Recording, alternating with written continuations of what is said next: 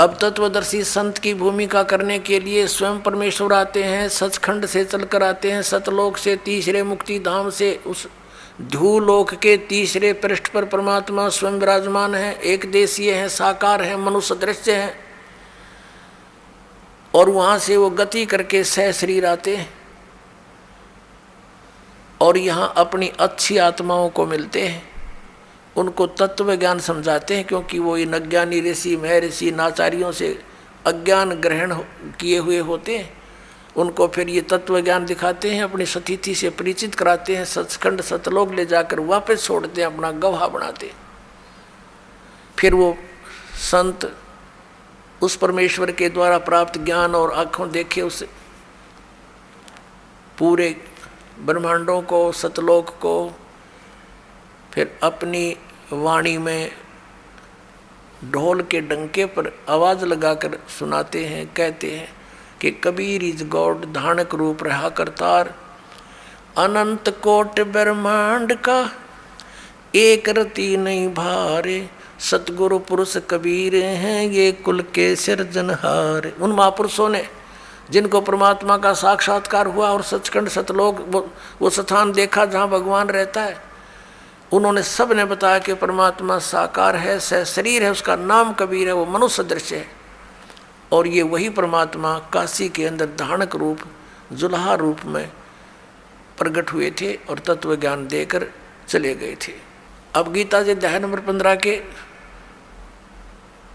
श्लोक नंबर 1 में स्पष्ट हो गया कि तत्वदर्शी संत वो होगा जो इस संसार रूपी वृक्ष के सभी पार्ट्स को, सभी विभागों को भिन्न भिन्न बतावे। पुण्यात्मा परमात्मा खुद आए थे वो ज्ञान देने के लिए, और इन अज्ञानियों के कारण, इन ऋषि महर्षि आचार्य मंडलेश्वरों नकली गुरुओं के कारण इस अज्ञान को सुनकर हमने इस लाल को तो कौड़ी बनाकर डाल दिया कूड़े के टोकरे में, और कौड़ी हमने उठा के छाती का लगा रखे थे। ये जो पूजा के योग्य भगवान नहीं थे, जो भगवान ही नहीं थे, उनके हम पूज रहे थे। इसी 15वें अध्याय के 1 से लेकर 4 का निष्कर्ष है कि अक्षर पुरुष एक पेड़ है, निरंजन वा की डार, तीनों देवा रजगुण ब्रह्मा सतगुण विष्णु तम गुण शिव जी ये शाखा है, और पात रूप संसार हम नीचे हैं, हम पात रूप में। और परमात्मा मूल कौन है? वो परमाक्षर ब्रह्म है। उसको परमाक्षर पुरुष कहो, चाहे परमाक्षर ब्रह्म कहो, चाहे उसे परमेश्वर कहो, परमेश्वर।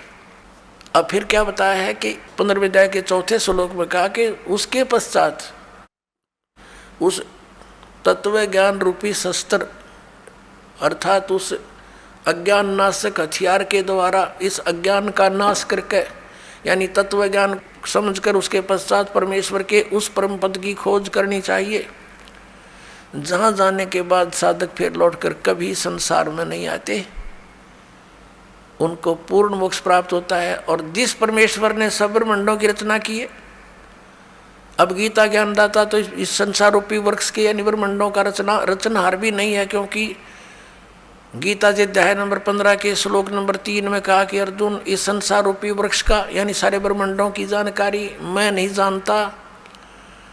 यहाँ विचार काल में जैसा कि तेरे और मेरे गीता जी के डिस्कशन में मैं बताऊंगा, मुझे ज्ञान नहीं, उसकी सतिथि से मैं परिचित नहीं, इसकी अच्छी तरह मुझे सतिथि का ज्ञान नहीं है। तो इसे सिद्ध हो गया कि ये सृजनहार नहीं है गीता ज्ञानदाता, और जो सृजनहार है वो कबीर देव है, परम अक्षर ब्रह्म है। उसने अपने द्वारा रची हुई सृष्टि को स्वयं आकर के बताया है। क्या बताया है कि अक्षर पुरुष एक पेड़ है, निरंजन वा की डार, और तीनों देवा शाखा है ये पात रूप संसार। अब उस मूल को छोड़ के बाकी सब डिस्कस कर दिया भगवान ने, और उसके लिए इस दास को भेज दिया कि मूल कौन है। बता तो पहले भी गए थे कि हम ही अलखला हैं, कुतुब गोश और पीर, और कह कबीर खालिक धनी हमारा नाम कबीर।